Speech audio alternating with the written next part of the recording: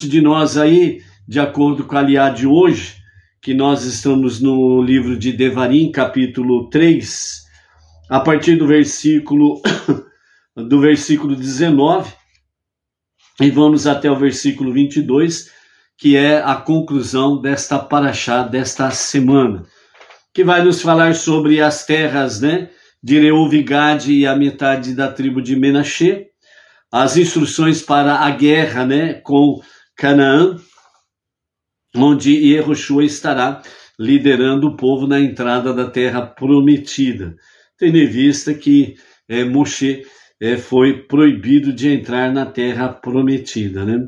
E aí nós vamos ver também, né, sobre o Shabbat Razom, o Shabbat da visão, dentro da visão do profeta, né?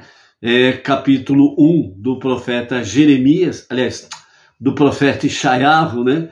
Estaremos aí falando sobre essa porção da visão do profeta Ishayahu. Capítulo 1, né, que antecede o Tisha B'Av, o 9º dia de Av, que é exatamente sobre a questão, né, o 9º dia de Av, onde as maiores catástrofes aconteceram, né, as maiores tragédias aconteceu na história, né, do nosso irmão mais velho, o povo judeu, o filho primogênito de Deus. E dentro desse aspecto aí, nós temos exatamente a visão do profeta Isaías, no capítulo 1, onde nos fala da reprimenda, nos fala de techuvá, nos fala de restauração, né, nos fala realmente do retorno a Deus, né, para um verdadeiro e genuíno arrependimento que está dentro da techuvá. E dentro desta visão do profeta Isaías, nós temos aí também com a visão a respeito da restauração, né, do povo judeu, da nação de Israel, e automaticamente, né, a restauração do terceiro templo para os dias de Mashiach. Por isso, esse Shabat que antecede Tisha B'Av, o 9º dia de Av, é conhecido como o Shabat da visão, que nós vamos ver daqui a pouquinho, ok? Baruch Hashem. Hoje na história, né, no dia 4 de Av, 5.783, nós temos aí então, dentro do próprio histórico, né, do nosso povo judeu, do nosso irmão, a questão do Shabbat Razom, que antecede o 9 de Av, né? Após as palavras iniciais da leitura, né, do profeta, que é a Haftarah, né, a porção do profeta, que é a terceira da série de leituras conhecidas como as 3 admoestações. Então, nesse Shabbat, dizem os mestres racídicos, nos é concedido uma visão do terceiro templo. Não podemos vê-lo com os olhos físicos, mas nossas almas o veem e recebem o poder de se libertar né, do nosso atual estado de galut, né, o exílio, e automaticamente também o próprio deslocamento, né, nesse exílio. Há também não só o deslocamento físico do povo judeu, mas ao deslocamento também espiritual do povo judeu, junto com o povo judeu. O segundo templo é destruído no ano 69 da nossa era comum, né, pelo general Tito e as legiões romanas, e aí inicia uma galut, né, que perdura até os dias atuais, e mesmo também a galut espiritual, né, pois o povo judeu se espalhou pelos 4 ventos do planeta, e dessa forma também o deslocamento espiritual, né? Então a visão do profeta Ishayahu é justamente para trazer a redenção final e a construção do terceiro templo, que ocorrerá a qualquer momento com a revelação do justo Mashiach para a redenção final, onde estará fazendo com que o retorno do povo judeu seja uma realidade para Israel, e assim também o Mashiach estará reunindo todo o povo e também estará envolvido com a construção do terceiro templo, uma construção que será permanente, ou seja, ela será para sempre. Então, o terceiro templo ele será devidamente reconstruído na sua totalidade, com maiores dimensões, tanto no aspecto físico, ou seja, nas suas medidas, né, serão maiores do que os 2 primeiros templos, e bem como também a presença divina, né, o aspecto espiritual da presença divina, ela será maior ainda do que os 2 templos nos dias de Mashiach, ok? E Baruch Hashem por isso daí. E é este o sentido, né, que nós temos aí para estarmos visualizando o Shabbat Hazon. O primeiro templo ele foi construído pela ordem divina, né? Então a construção do primeiro templo ele teve uma ordem divina expressa para a sua construção. Por isso, realmente a presença divina foi muito forte e todo o aspecto, né, da luz divina, da presença divina, muito forte no momento da sua inauguração, né? Então, por isso, fala, né, 2 Crônicas 7,14, né, que os olhos de Hashem estarão voltados para esse lugar, para suas preces, os pedidos que ali forem feitos, né? O segundo templo, ele foi construído segundo uma ordem humana, né? A segunda construção ao segundo templo. E a presença divina, nesse sentido aí, ela acabou sendo um pouco menor do que o primeiro templo. Bem como também a presença da arca no segundo templo, ela não era uma presença física.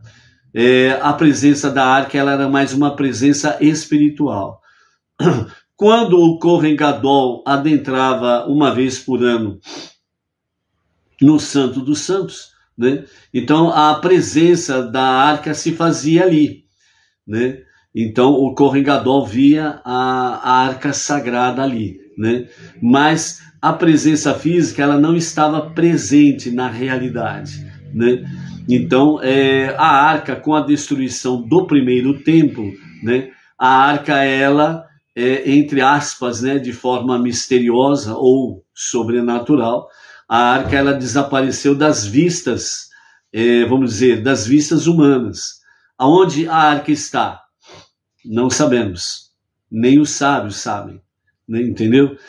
Tanto é que aquele famoso filme, né, do Indiana Jones, né, a Arca Perdida, né, ali mostra o anseio realmente, não somente do povo judeu, mas o anseio das nações de saber sobre a Arca Sagrada. Mas ela só será revelada sem o Indiana Jones, ela será revelada com a presença maravilhosa de Mashiach na redenção final, com a construção do terceiro e definitivo templo, né? Então a arca ela se revelará novamente, Deus fará com que a arca, a presença física, seja uma realidade em Jerusalém, no terceiro templo, né, no seu devido lugar, no Santo dos Santos. Ali estará a arca sagrada, ok? Então, o segundo templo ele foi construído por uma decisão humana, né? E é por isso que a sua também intensidade ficou menor do que a primeira, tendo a questão da destruição. Mas, por outro lado, houve uma recompensa divina, justamente por causa do quê? O esforço humano do povo judeu de construir o segundo templo. Então, aí juntou exatamente o quê? Juntou o aspecto da vontade humana que estava em consonância com a vontade divina, a construção do segundo templo. Então, o Eterno, como forma de recompensa, o segundo templo ele foi construído nas suas dimensões métricas maiores do que o primeiro templo. E também a sua perduração foi maior do que a do primeiro templo, né? Então é exatamente uma forma em que Deus ele recompensou o esforço humano. E isso traz para nós a seguinte mensagem, que quando nós nos esforçamos voluntariamente, por amor a Hashem, a fazermos alguma coisa que é do agrado dele, ele sempre vai nos dar recompensas, né? Ele sempre vai nos dar presentes, né? Por quê? Porque ele é pai, e é a vontade dele de assim o fazer. Então, a vontade do pai prevalece, certo? Então, nesse sentido, houve essa recompensa pelo esforço humano. Quanto à questão do terceiro templo, né, ele será maior nas suas dimensões métricas do que os dois primeiros templos, certo? E a sua duração, ela será superior à duração dos dois primeiros templos. Por quê? Porque o terceiro templo, a sua permanência será eterna. Não terá como destruir mais o terceiro templo. Ela vai permanecer eternamente em pé. E nos dias de Mashiach, a redenção dos 4 reinos fará com que realmente o reino vegetal, o reino mineral, o reino animal e o reino humano vem cair todas as kelipote, todas as suas cascas, né, que estão encobrindo a sua verdadeira aparência, a qual Deus criou no princípio. Esta verdadeira aparência, ela será retomada nos dias de Mashiach, na redenção final, quando Mashiach estará curando, sarando os 4 reinos. Então, nós veremos a terra como ela de fato é no princípio. Veremos o reino vegetal, o reino mineral, o reino animal como era no princípio.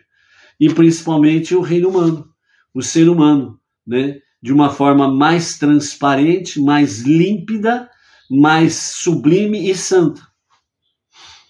Isto faz parte do projeto de Deus para a redenção final com o Mashiach. Então, por isso, o terceiro templo, né, em todas as suas dimensões, ela terá exatamente a vontade divina, mais o esforço humano, com o comando de Mashiach, para a construção do terceiro templo. E as recompensas da parte de Hashem para o povo judeu e para as nações serão de fato incontáveis, né? Então, esse Shabat Razon, né, o Shabat da visão, né, que na próximo pôr do sol da próxima quarta-feira, o 4º dia da semana, nós estaremos entrando em Tisha B'Av, o 9º dia de Av, onde as maiores tragédias aconteceram, principalmente a destruição dos 2 templos. Então esse Shabat é um Shabat chamado o Shabat Razon, o Shabat da visão, que está baseado no capítulo 1 do livro do profeta Isaías. Ishayahu Hanavi, o profeta Ishayahu, né? Então, e no próximo Shabat, nós teremos início às 7 porções do profeta Ishayahu, que vem falar sobre consolo, né? Onde nós temos aí o capítulo 40, verso 1, né? Hanamu, né? Hanamu Ami, né? Consolai, consolai o meu povo. Então teremos 7 porções nos próximos 7 Shabbatot, né? Sobre porções em que o Eterno diz, consolai o meu povo, né? E Ishayahu, né? Ele é filho de Amós, era membro da família real. Sua primeira revelação pública como profeta divinamente inspirado ocorreu no ano em que Uziá foi acometido pela lepra, no ano 3142 a contar da criação e 2574 antes da Era Comum. Desde aquele tempo e por um período de 86 anos, a voz profética de Ishayahu se fez ouvir em todo o reino de Yehudá, durante o reinado dos reis Uziá, Jotam ou Yotam, Ahaz e Ezequiel, né? Então, Ishayahu viveu até uma idade muito avançada. Eventos importantes ocorreram durante a sua vida, tanto na história do nosso povo judeu, quanto na história do mundo em geral. Ishaiahu viu o surgimento de um novo império, a Síria, né? Cujo rei Shalmaneser conquistou o reino do norte e exilou as 10 tribos. Foi quando as 10 tribos elas foram dispersas, né, pelo mundo afora, e ficou então conhecida como é até os dias de hoje, as 10 tribos perdidas, né? Essas 10 tribos perdidas, elas serão reagrupadas, reajuntadas, por assim dizer, nos dias de Mashiach, quando Mashiach, uma das atribuições dele é exatamente separar as 13 tribos de Israel. Somente Judeia permaneceu, e esta foi a última baluarte, né, da verdadeira fé no único Deus, que é exatamente o reinado de Yehudá, né? Então Yehudá permaneceu, como Yehudá permaneceu até os dias atuais, em que nos concedeu a preservação da Torá. Se não fosse a tribo de Yehudá preservar a Torá, o mundo teria voltado, né, o universo, na realidade, teria voltado ao seu zero absoluto, só Deus existindo, né? Então, graças realmente à tribo de Yehudá, né, de onde procede, né, o Mashiach, é que foi preservado a Torá e também o mundo e as nações. Porém, as práticas perversas dos vizinhos começaram a causar danos e a cidade sagrada de Jerusalém muitas vezes foi profanada pela idolatria, pela injustiça e pela corrupção. Ishaiahu levou ao rei e ao povo a mensagem de Deus, num tempo em que a idolatria parecia estar fincando raízes na Terra Santa. E ele pregou justiça e caridade, numa época em que a moral do povo descia cada vez a níveis mais baixos, medíocres e profanos, né? Então, o próprio povo judeu caiu na sua espiritualidade algo assombroso, e isso realmente trouxe muitos danos ao próprio povo judeu. Sobre o chamado divino de Ishaiahu Hanavi, né, o capítulo 6 do livro do profeta que leva o seu nome, Isaías, né? No capítulo 6 diz: no ano da morte do rei Uziá, isso significa quando ele foi atacado pela lepra e estava isolado, eu vi Deus sentado sobre um trono alto e exaltado, e sua glória preenchia o santuário. Serafim, anjos de fogo, né, estavam de pé em sua volta, cada um com suas asas, com 2 cobria o rosto, com outras 2 cobria os pés, e com as outras 2 ele voava.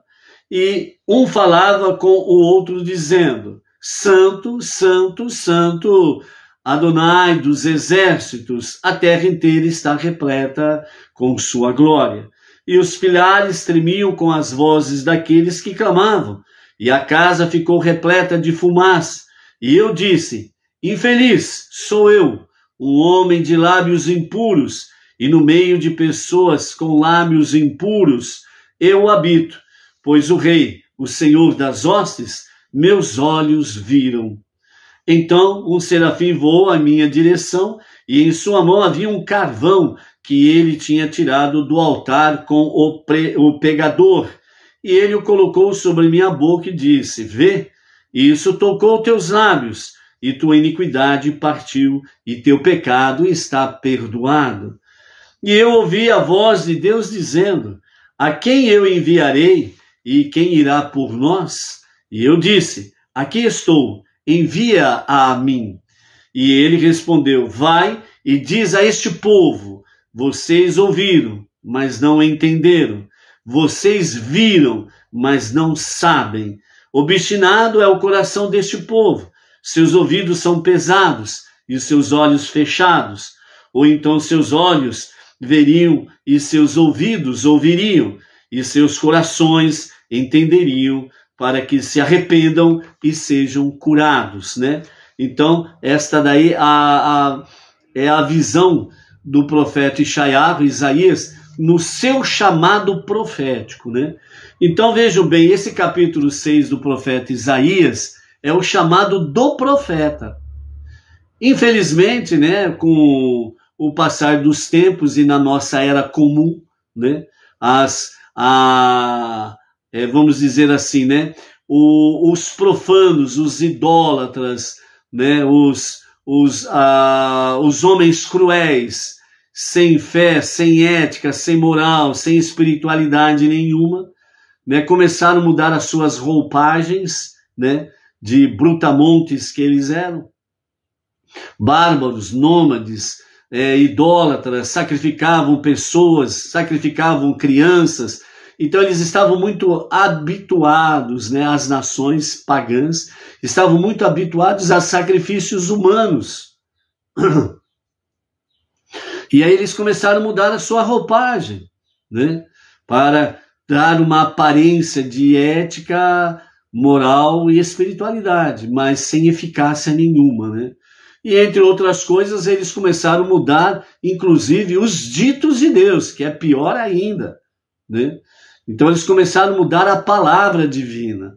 Então essa palavra que nós temos aqui do capítulo 6 do profeta Isaías, é o chamado do profeta Isaías para o povo de Israel, principalmente para o povo de Israel, para o povo judeu, que estava realmente num caminho tortuoso, pantanoso, estavam num caminho enganoso, entre eles a própria idolatria.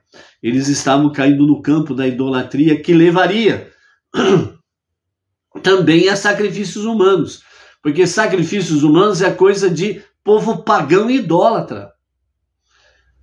Sacrifício humano é realmente um costume daqueles que estão contra a vontade divina, se rebelaram contra a vontade divina, então criaram religiões desde os tempos antigos e também mudaram os costumes, mudaram a própria palavra divina, deturparam, corromperam, fizeram, né, um emaranhado para tentarem enganar as pessoas, né? Infelizmente, muitos foram enganados e ainda estão enganados, mas nos últimos dias a verdade ela brilha como o sol ao meio-dia, ela reluz como ouro puro e não tem mais como encobrir a verdade, né? Então, por isso que está cada vez mais claro que Deus nunca pediu sacrifício humano e nunca aprovou sacrifício humano para qualquer situação, mesmo quando usam, né, o sacrifício humano como para perdão de pecados e para que a pessoa tenha direito a entrar no céu. Só se for no céu da cabra, né, ou das cabras, né, no céu das cabras, porque não tem para onde ir numa situação dessa, numa rebeldia contra a vontade divina em todos os seus aspectos, né? Então, por isso, nós temos aí a visão do profeta, né? E quando o profeta ele sente a presença divina, ele experimenta da presença divina, né? Então, ele fala que é um ser humano de lábios impuros e que habita no meio de um povo de lábios impuros. Ele estava falando exatamente do povo judeu, que já estava em rebelião contra Deus, certo? Então, né, um anjo tocou, né, com brasa a sua língua e disse, né, agora isso tocou teus lábios, a tua iniquidade foi embora, partiu, e o teu pecado está perdoado. Vejam bem, amados, uma contradição para com aqueles que ainda ficam limitados a sacrifícios humanos para perdão de pecado. Aqui, o profeta Isaías, ele teve o perdão do pecado com uma brasa. Não foi nem animal, não foi nem farinha, como nós vimos em outros casos, né, que a farinha era usada para perdão de pecados. Ou como diz, né, Oséias lá na frente, né, o fruto dos nossos lábios que seja como um sacrifício para Hashem e que perdoe as nossas iniquidades. Ou seja, é a confissão, é a techuvá, né? E aqui o profeta tem a brasa que toca os seus lábios e que ele é perdoado dos seus pecados. Quer dizer, uma brasa viva. Não tem nem animal nessa história, e muito menos derramamento de sangue. Como alguns segmentos dizem, que sem derramamento de sangue não há perdão de pecados. E isso é uma grande mentira. É uma grande mentira. Deus, ele não aceita sacrifícios humanos e muito menos, Deus não está limitado a derramamento de sangue de animais para perdão de pecados. E lembrando mais uma vez que os animais usados para perdão de pecados, quando eram usados principalmente animais do sexo fêmea e não do sexo masculino. Eram animais de sexo feminino ou fêmea, por assim dizer, no sentido literal da palavra, ok? E depois disso, né, ele ouviu a voz de Deus dizendo, vai a este povo. Que povo ele está dizendo? É o povo judeu. E não a deturpação que fizeram por aí que fala das nações. Não. Vai a este povo. Olha só a demonstração. Que povo é? Este povo. Que povo? O povo judeu. Vocês ouviram, você vai dizer para eles. Para quem? O povo judeu. Vocês ouviram, mas não entenderam. Quem ouviu a outorga da Torá? O povo judeu, porque as nações da época, representando todas as nações, elas recusaram a Torá, ok? Vocês viram, mesma coisa, mas não sabem. Obstinado é o coração deste povo. Que povo? Judeu. Seus ouvidos são pesados e seus olhos fechados. Quer dizer, fecharam a compreensão divina, fecharam-se a techuvá e estavam enredados cada vez mais na rebelião contra Deus. Ou então seus olhos veriam, ou seja, se eles não estivessem nesse caminho de rebelião, mas estivessem no caminho da techuvá, do retorno a Deus para um genuíno e verdadeiro arrependimento, então seus olhos veriam, seus ouvidos ouviriam, e seus corações entenderiam para que se arrependam e sejam curados, né? E depois nós temos aí a famosa expressão, né? A quem eu enviarei e quem irá por nós? E eu quem disse, o profeta Isaías, aqui estou, envia-me a mim. Ou seja, envia a mim, certo? Primeira questão, a quem eu enviarei? Quem está dizendo? Deus, o soberano. Então o soberano está dizendo, o Todo-Poderoso, a quem eu enviarei? E quem irá por nós? Aqui ele está dizendo da sua corte celestial, os seus anjos, porque os seus anjos, eles que queriam anunciar a Torá para o povo judeu e para as nações. Então aqui Deus está dizendo, e quem irá por nós? Mais uma vez, Deus demonstrando o quê? Que os anjos estão limitados ao seu trabalho para o qual eles foram criados. E que o anunciar a palavra divina compete ao ser humano e não aos seres angelicais. E dessa forma, Deus, ele disse, a quem eu enviarei, está dizendo aqui na primeira pessoa. Por quê? Porque ele é o único Deus, ele é o único soberano. E quando ele diz a quem irá por nós, não tem nada de 2 ou 3 deuses, ou pessoas como queiram, infelizmente, deturpar a palavra. Ele está dizendo, e quem irá por nós? Pelas cortes celestiais, pelas classes e categorias diversas dos anjos e dos seres espirituais. Não tem aqui 2 ou 3 deuses, porque ele fala primeiramente na primeira pessoa, eu, ele não fala nós, ou seja, a quem nós enviaremos, ele não diz isto, mas ele diz a quem eu enviarei, ok? Então nós vemos isso daí. Então esse é o chamado do profeta Ishayahu, né?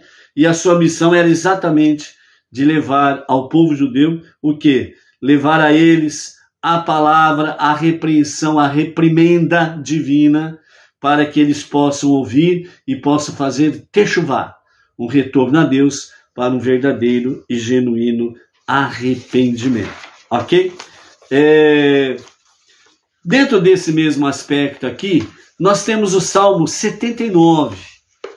O Salmo 79, que é uma canção de Asaf, né? Então Asaf diz, Ó Deus, pessoas estranhas entraram em teu santuário. Está falando exatamente da destruição do primeiro templo. Ok? Então Asaf, o mais notável dos cantores do Beit Hamikdash, né? Asaf fazia parte dos cantores do Beit Hamikdash. Ok? E o autor de vários capítulos de Terrilim, ele viveu no 5º século antes da Era Comum e assistiu à grande tragédia, o sagrado templo de Jerusalém em chamas. Os inimigos dos judeus tinham entrado no local sagrado e atearam fogo em tudo, né? E os judeus entraram em desespero. Então Asaf, ele começou a cantar. E no seu canto, o Salmo 79, ele diz: ó Deus, pessoas estranhas entraram em teu santuário, né? E desta forma, os judeus que estavam próximos de Asaf perguntaram: quem está cantando num momento tão terrível como este? Então Asaf respondeu: eu estou cantando. E outros, né, apontaram: Asaf está cantando. Como pode Asaf estar cantando numa tragédia dessa que está se abatendo sobre o nosso povo e o nosso templo? Né? Então, dessa forma, eles estavam todos amedrontados, desesperados e ao mesmo tempo estavam, né, de forma estupefados porque Asaf cantava. Né? Então, dessa forma, perguntaram para ele: Asaf, nosso sagrado santuário está ardendo e você está cantando? Como pode um negócio desse? Então Asaf respondeu: queridos irmãos, ouçam. Tive uma visão extraordinária. Um rei construiu um palácio maravilhoso e ele presenteou ao seu único filho. Os maiores artistas da terra fizeram a decoração, uma mais bonita do que a outra. As mais luxuosas tapeçarias e os objetos foram encomendados de várias partes do mundo para compor a visão magnífica do palácio. Todos que contemplavam o palácio ficavam repletos de admiração pela sua beleza espetacular, linda, maravilhosa.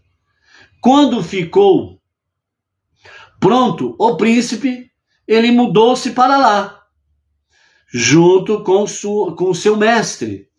Tanto o rei quanto o seu filho estavam muito felizes. O rei deu ao filho muitos servos para cuidarem de suas necessidades. Algum tempo depois, quando o príncipe viu que tinha tudo que seu coração podia desejar e nada lhe faltava, então ele começou a esquecer-se do seu bondoso pai. Seu comportamento se tornou mau, baixo, medíocre. E ele começou então a levar tristeza ao coração do seu pai. O rei logo ficou furioso. Imediatamente ele destruiu o palácio, rasgou as tapeçarias caras e todos os seus valiosos objetos, queimou tudo. O príncipe, em profundo desespero, torceu as mãos e assim também fizeram os seus servos. O professor, porém, pegou sua flauta e começou a tocar. Houve uma comoção. Os servos se voltaram para o mestre e disseram: o rei destruiu o palácio do filho e você está tocando? O sábio professor então respondeu: quando vejo que o bondoso rei derramou a sua fúria sobre as madeiras, as tapeçarias e os objetos do palácio, no precioso conteúdo que o palácio tinha, mas ele poupou o seu filho da extinção. Então sinto-me obrigado a tocar uma canção de louvor para o rei, que ele é bom e misericordioso. Desta forma, queridos irmãos, disse Asaf, nós pecamos, mas nosso Pai Celestial derramou sua fúria não sobre nós, porque ainda vivemos. Morreram alguns morreram, mas nós, como nação, como povo, estamos vivos. E ele derramou a sua fúria sobre a madeira, as pedras preciosas, o ouro, a prata, o bronze, sobre objetos, e não a sua fúria sobre todas as nossas vidas. Ele destruiu um local lindo, sim, o seu local lindo, porque o palácio era para o rei, e era para o príncipe desfrutar desses benefícios.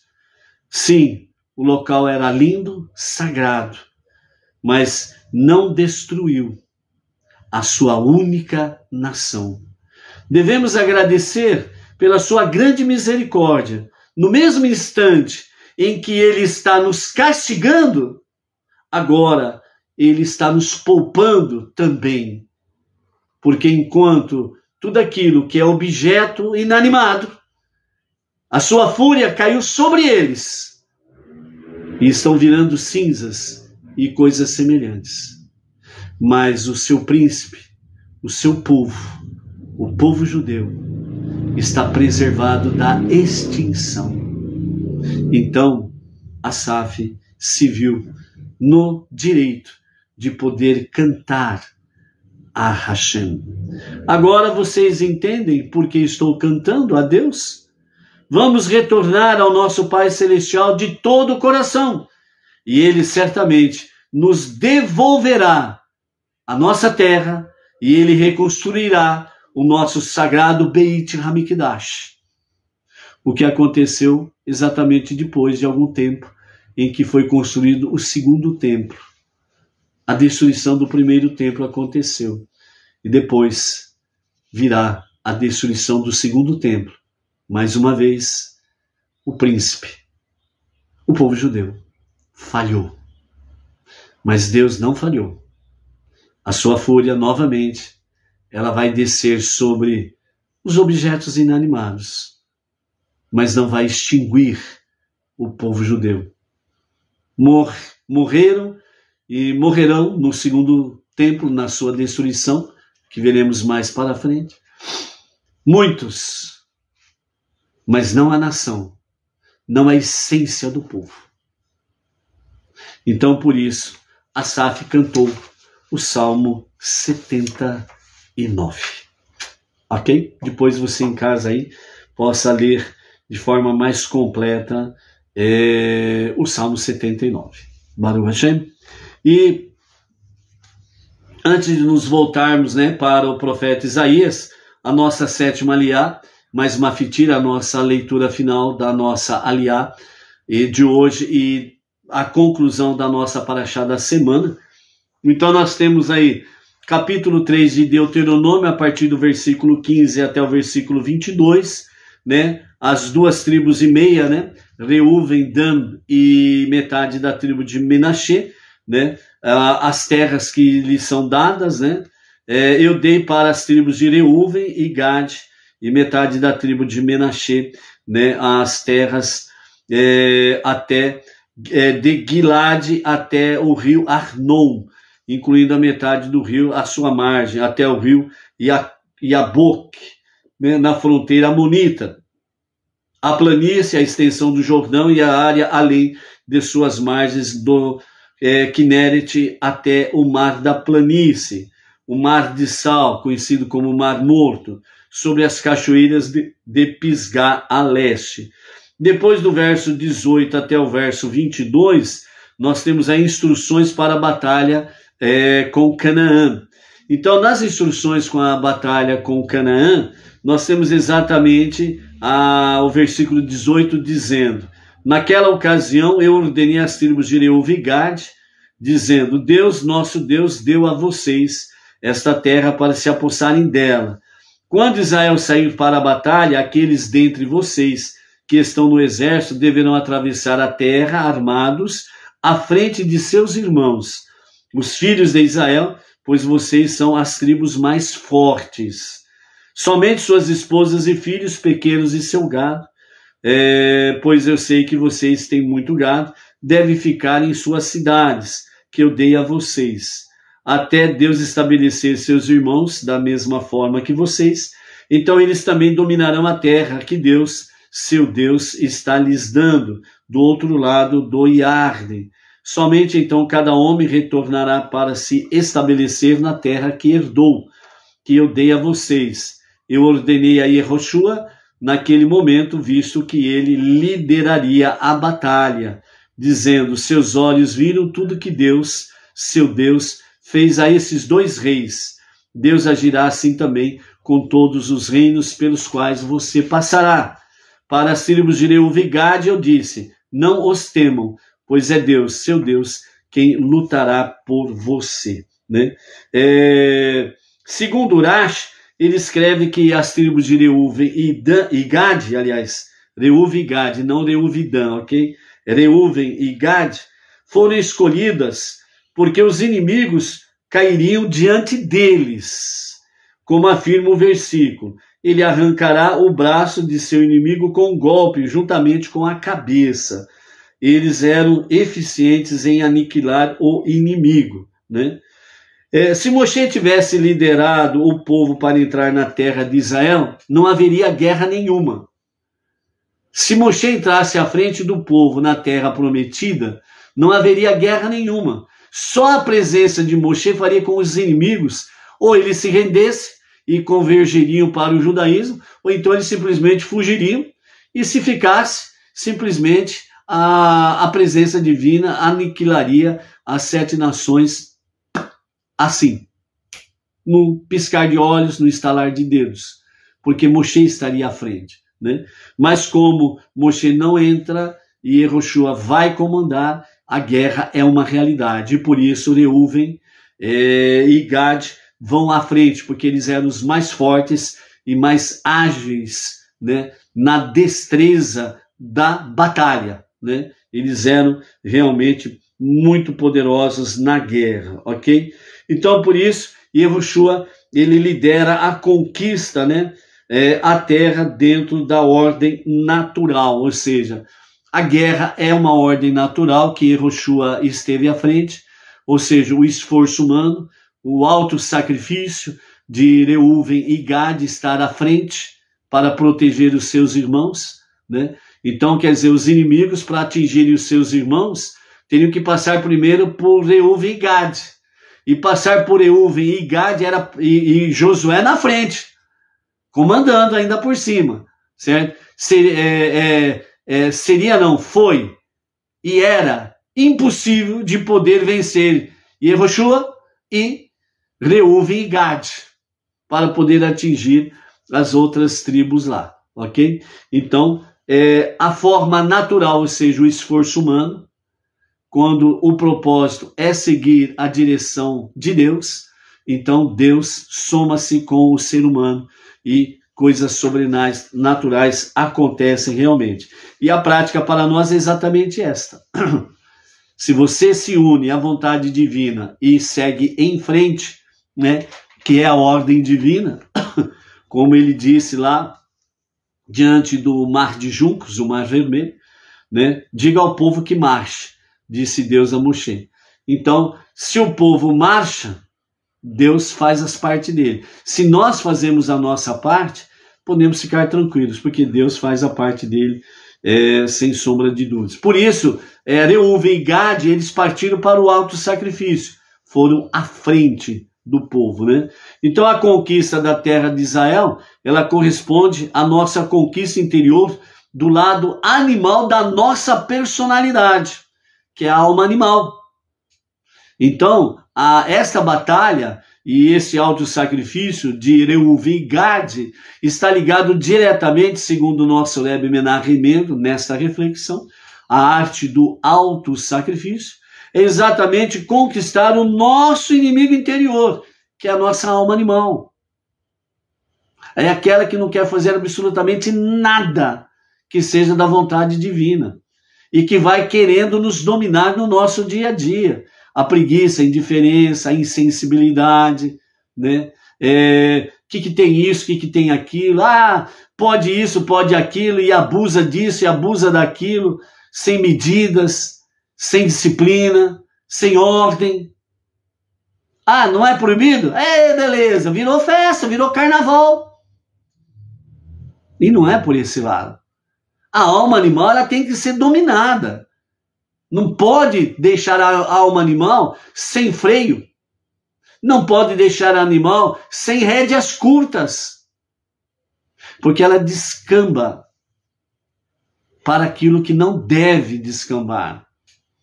Entendeu?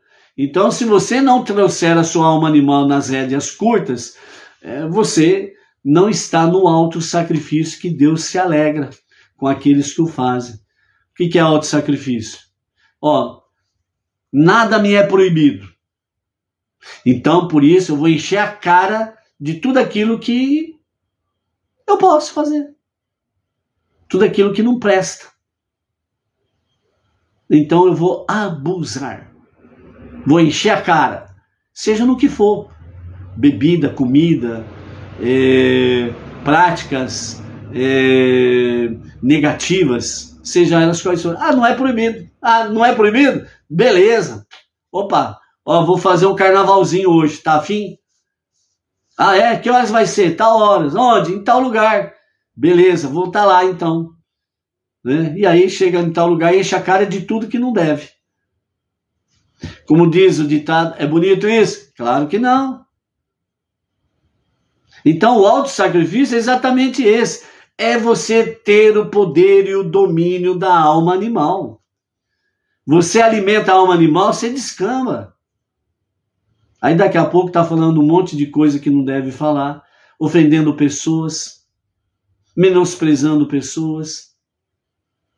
Estará praticando tudo aquilo que é contrário à vontade divina, que está na Torá, nos seus mandamentos, nas 7 leis de Noé e as suas ramificações. Entendeu? Então, a questão não é nada me é proibido. A questão é, eu domino a minha alma animal? Eu tenho domínio sobre ela? É isso que você tem que saber responder. Entendeu? Nessa luta, diz o nosso Rebbe Menachem Mendel, nessa luta lembramos-nos que estamos dispostos a dar a vida pelos nossos princípios, que basicamente qualquer ameaça à nossa missão divina já representa um atentado direto aos nossos princípios. Ter isso em mente nos torna muito mais simples, a tarefa de resistir aos nossos impulsos animalescos. Você é um animal. Você é divino.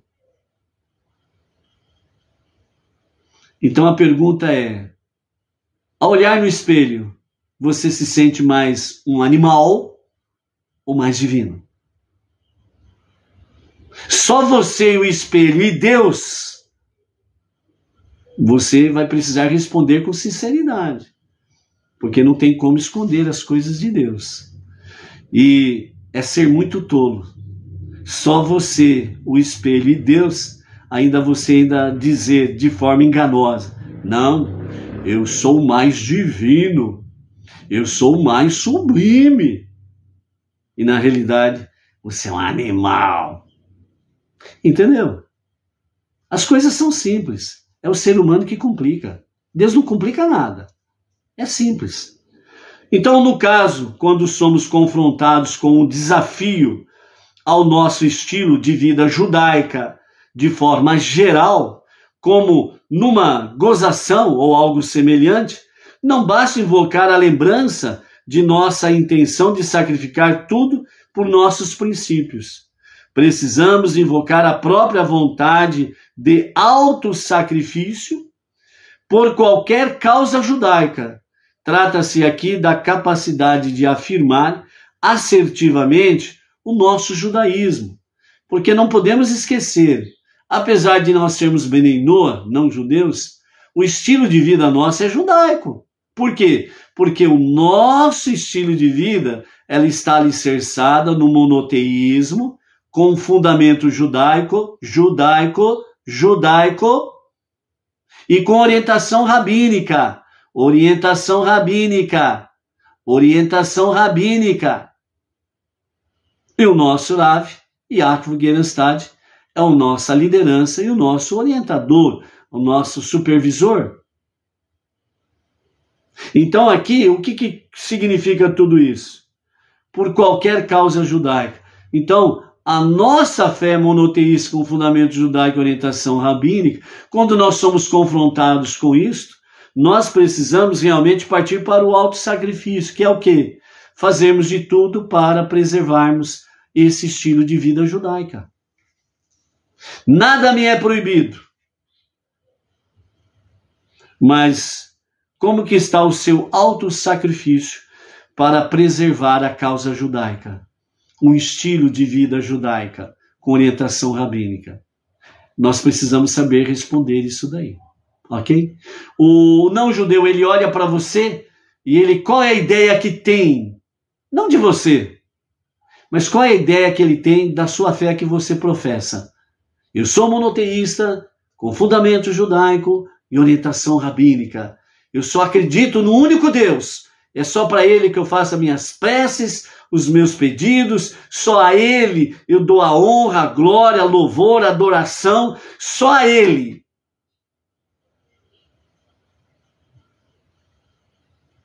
Mas e a sua vida do dia a dia? O seu estilo de vida é alicerçado nisso? As pessoas podem olhar para você e dizer assim, a fé desta pessoa, ela é verdadeira. Eu quero conhecer isso. Até hoje eu tive o meu caminhar de fé para cá, para lá e acolá. Mas esse estilo de vida que eu estou vendo naquela pessoa é diferente de tudo aquilo que eu tenho visto até hoje. Eu quero saber sobre isso. O que é isso de monoteísmo com fundamento judaico e orientação rabínica? Deve ser uma coisa boa, porque o estilo de vida que essa pessoa tem é algo realmente que chama atenção e enche os olhos de luz e de alegria. Esse estilo de vida, de fé, deve ser muito bom, porque o semblante daquela pessoa irradia a luz. O olhar daquela pessoa irradia a luz. O nosso olhar é um fator muito importante. É muito importante o nosso olhar. As pessoas, quando olham nos nossos olhos, elas precisam ver a luz divina nos teus olhos, nos nossos olhos. Os seus olhos precisam brilhar. Aí você fala assim, mas peraí, somente Moshe fez com que o rosto brilhasse. Eu não estou falando do rosto na sua inteiriza, eu estou falando dos olhos. O que o Salomão disse? Um coração alegre aformoseia o semblante. O que é um coração alegre? Aquele que faz a vontade divina. Esse coração alegre que vive a sua fé monoteísta com fundamento judaico e orientação rabínica, essa felicidade, essa alegria verdadeira que ele tem no seu interior, diz Salomão, isso irradia no seu semblante. Não vamos brilhar como o rosto de Moshe brilhou, mas o nosso semblante precisa irradiar luz. E os seus olhos são um fator importante nessa história. Os seus olhos estão irradiando luz divina. E por isso o nosso Rebbe Menachem Mendel continua dizendo, né? As nossas tribos internas, Reuven e Gad, devem ir à frente com um batalhão, por assim dizer, à frente, e exterminar a ameaça inimiga de forma radical. E eliminar o inimigo de forma radical. A pergunta é, quem é o teu inimigo? O idólatra? O ateu? A religião A, B ou C? Também não. Então, quem é o teu inimigo? Olhe no espelho e você verá quem é o teu inimigo. A tua alma animal é o teu inimigo. E é com ela que você precisa tratar radicalmente.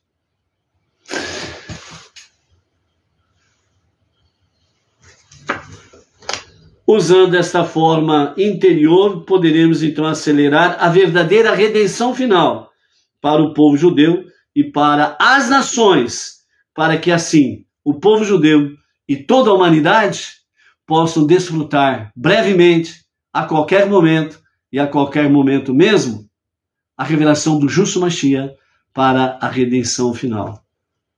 Por isso fica aqui o alerta.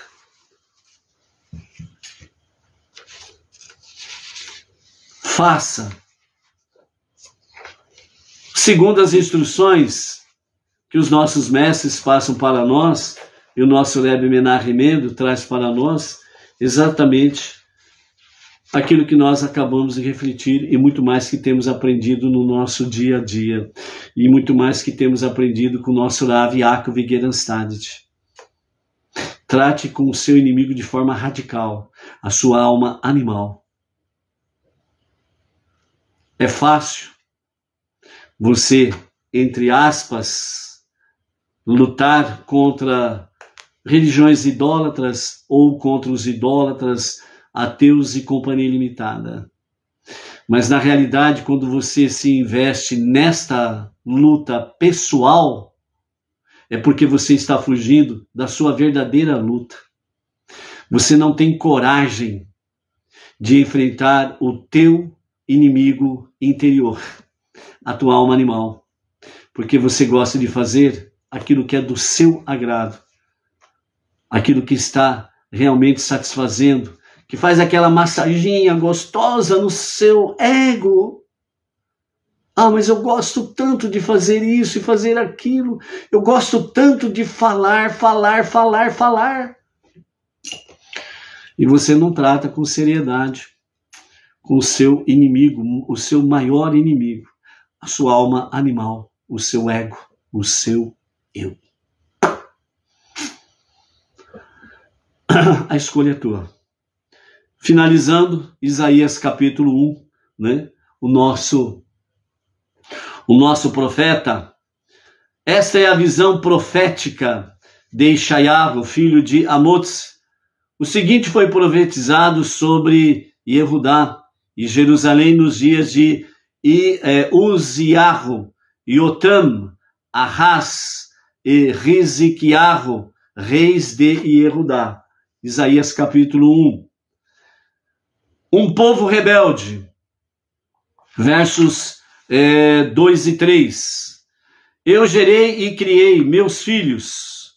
Ouçam os céus e escute, ó terra, pois é Deus e não eu quem fala estas palavras. Eu gerei e criei meus filhos, o povo judeu, acima de todas as nações, e eles se rebelaram contra mim. Até mesmo um boi conhece seu dono e um jumento conhece o seu mestre. Mas Israel não quer me reconhecer. Meu povo, a quem eu ajudei, não tenta entender o que é bom para eles. Isaías capítulo 1, mas juntamente, somando com comentários de Rashi. Versos 4, até o verso 11, nós temos aí julgamentos, Primeiro um povo rebelde, agora julgamento. Ó nação pecadora, um povo que já foi sagrado e agora pesa com tantos pecados. Descendência sagrada que se tornou perversa. Filhos corruptos, eles abandonaram Deus, desonraram o Santo de Israel e se separaram dele. Por que se permite cometer os mesmos pecados repetidamente, continuando a se afastar e a serem golpeados de novo e de novo? De tanto terem sido golpeados, toda a cabeça está doente e todo o coração dói. Desde a sola dos pés até a cabeça, nada está ileso. Há somente chagas, ferimentos e feridas abertas, não tratadas, descobertas e não amolecidas, com óleo, e ainda assim vocês continuam a pecar e incorrem em ainda mais açoites. Assim, sua terra está arruinada, suas cidades queimadas, estranhos devoram sua terra diante de seus olhos. Ela está desolada, como se destruída por inimigos estrangeiros vindos de longe. A cidade de Sion está inabitada como uma cabana obsoleta em um vinhedo, como uma choupana abandonada em um campo de pepinos, como uma cidade sitiada. Se o Deus das hostes não deixar para nós algum remanescente de sua benevolência, nós seremos destruídos como Sedom e como Amorra, que é mais conhecido como Sodoma e Gomorra. Ouçam as palavras de Deus, vocês que parecem os nobres de Sedom. Ouçam os ensinamentos de nosso Deus, vocês que parecem com o povo de Amora. Porque eu preciso de seus incontáveis sacrifícios. Porque eu preciso de seus incontáveis sacrifícios, se suas confissões que os acompanham não são sinceras, diz Deus. Já basta de suas oferendas queimadas de carneiros e o seu gado gordo. E eu não mais desejo o sangue do gado, ovelhas e bodes, já que eles não levam vocês ao arrependimento. Agora, nos versos 12 a 15, nós temos um período de confissão insincera, uma das acusações contra o povo judeu. Quando vocês aparecem diante de mim em uma festa, por exemplo, eu direi: quem disse a vocês para fazer isto? Pisando no pátio do meu templo? Não trago mais oferendas de refeição, já que elas serão em vão, pois o punhado de 3 dedos que é queimado no altar é abominável para mim. A oferenda de 3 dedos é a oferenda de farinha fina. Quando vocês vêm em grupo trazer o sacrifício de Rosh Chodesh, de Shabat e das demais festas, eu não posso suportar a falsidade em seus corações. Eu odeio suas oferendas de Rosh Chodesh e das festas. Elas são como um fardo para mim, e eu não posso suportá-las. Quando vocês abrirem suas mãos em prece, eu desviarei meus olhos de vocês. Mesmo tanto quanto vocês rezam, eu não ouvirei, porque suas mãos estão cheias de sangue. A violência contra o próximo, o seu irmão judeu contra o seu irmão judeu. Nos versos 16 até o verso 20, nós temos aí o conselho da necessidade de arrependimento. Então vocês observam que dentro do capítulo 1 de Isaías, que é que o Shabat Razon, o Shabat da visão, ela é baseada no capítulo 1 do profeta Isaías. Então nós vemos aí várias repartições dentro do próprio capítulo, né? Então nós vimos aí a visão, né, no início do capítulo, vimos aí a questão de um povo rebelde, vimos a questão dos julgamentos, vimos aqui agora a confissão, né, insincera, e agora nós vamos entrar exatamente nas necessidades de arrependimento, que é o conselho, que é do versículo 16 ao 20. Limpem-se e se purifiquem através do arrependimento. Techuvá.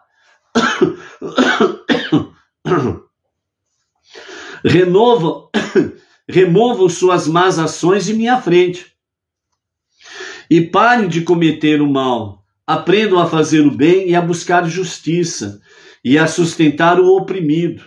Exijam justiça para o órfão e defendam a causa da viúva.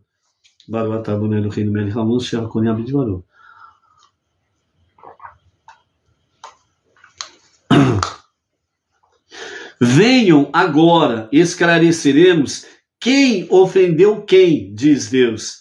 Se seus pecados são como um fio escarlate, e vocês retornarem a mim, eles tornar-se-ão brancos como a neve. Se eles são vermelhos como carmesim, tornar-se-ão como lã. Se vocês quiserem ouvir, comerão do melhor da terra. Mas acaso se recusarem e se rebelem, vocês comerão pela espada, assim diz Deus. Então, nesses versículos 16 a 20, necessidade de arrependimento, vejo bem o conselho. Não está falando nem de oferendas, nem de sacrifícios de animais, mas está falando exatamente sobre o quê? Purifiquem-se através do arrependimento. Removam suas más ações, bem como também deixem de cometer o mal. Aprendam a fazer o bem, a buscar a justiça e sustentar o oprimido, que é exatamente o pobre, o necessitado, o destituído. Vemos aqui também sobre a questão do órfão, da viúva. Então está dizendo exatamente, ame o teu próximo como você ama a si mesmo. É isso que depende toda a Torá, como diz o Rabi Akiva, por exemplo. Maimônides, Rashi, o nosso líder máximo da nossa geração, nosso Rebbe Menachem Mendel. Então observe o detalhe. Então, o verdadeiro sacrifício é aquele que começa no interior do próprio ser humano. Que é vencer o quê? O seu grande inimigo, a sua alma animal. Ok? E aí então fala, realmente, se os seus pecados forem vermelhos como carmesim, tornar-se-ão como a lã. Né? Ou seja, eles se tornarão realmente branco como a neve. Né? Agora, no versos 21 até o verso 27, né? Aliás, até o verso 25, nós temos aí a respeito da decadência de Jerusalém, que diz: como a leal cidade de Jerusalém tornou-se infiel como uma prostituta. Uma vez ela já foi repleta de justiça e a retidão estava sempre ali. Mas agora ela se tornou uma cidade de assassinos. Em suas transações comerciais, sua prata tornou-se refúgio e suas bebidas fortes diluídas em água. Seus governantes são corruptos e amigos de ladrões. Todos eles amam propinas e correm atrás de favores. Eles não julgam o órfão e o caso da viúva não chega até eles. Portanto, o mestre de Israel, o Deus das hostes, diz: eu me satisfarei com a ira contra meus rivais e me vingarei de meus inimigos. Eu passarei minha mão sobre vocês para abatê-los com um golpe depois do outro. Eu refinarei suas impurezas, como que as limpando com sabão, e eu removerei todas as suas impurezas de estranhos, ou seja, não judeus habitando dentro das terras de Israel e principalmente entrando em Jerusalém e entrando no Beit Hamikdash. Ou seja, Deus está dizendo: eu removerei todas as suas impurezas, não somente os impuros que ali adentraram, como também a própria impureza dos pecados do povo judeu. E o versículo 26 e 27 fala exatamente da restauração. Ou seja, eu restaurarei os juízes para serem justos, como eram no começo, e seus conselheiros como eram no início. Depois disso, então você será chamada de cidade de justiça, cidade leal. A cidade de Sion será redimida por meio da observância da lei, a Torá. E aqueles que retornarem para lá, assim o farão, devido aos seus atos de justiça. Ou seja, uma restauração que está profetizada para qualquer momento e a qualquer momento mesmo, com a revelação do justo Mashiach para a redenção final, para restaurar Sion, Jerusalém, a cidade do grande rei. Ok? Então, por isso, hoje, na atualidade, Eretz Israel e Jerusalém precisam ser purificadas, ainda precisam de purificação. Porque ainda em Israel o que manda é o poder político, corrupto, sujo, imundo. E a Torá é deixada de lado. Se vocês procurarem observar a declaração da independência de Israel, ela não cita a Torá. Então é um Estado político que não tem como base a própria Torá. Esse que é o problema. E é por isso que Israel precisa ser purificada também para os últimos dias. E Mashiach é que fará toda essa purificação plenamente. E então a cidade de Sion, Jerusalém, ela será chamada a cidade de justiça, a cidade leal à Torá de Hashem. Que Mashiach se revele a qualquer momento, e a qualquer momento mesmo. Amém, amém. Ok? Às 18 horas e 16 minutos, estaremos aí transmitindo diretamente da Sinagoga Benei Noach, Regional Bauru, né, o momento da Havdalah, a separação do 7º dia para os 6 dias comuns, ok? Então, até às 18 horas e 16 minutos na Havdalah, e pela graça bendita de Hashem, amanhã, né, no primeiro dia da semana, iniciando, né, a nossa segunda porção dentro do livro de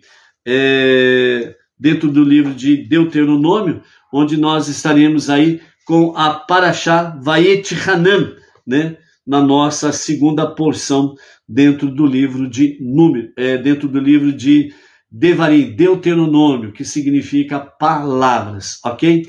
Então, desde já, a você, família e todas as comunidades Benei Noach, Shavuot Tov, uma excelente passagem do 7º dia para os 6 dias comuns, principalmente numa batalha santa e gloriosa, vencer o nosso grande inimigo, a nossa alma animal, o nosso ego, a idolatria.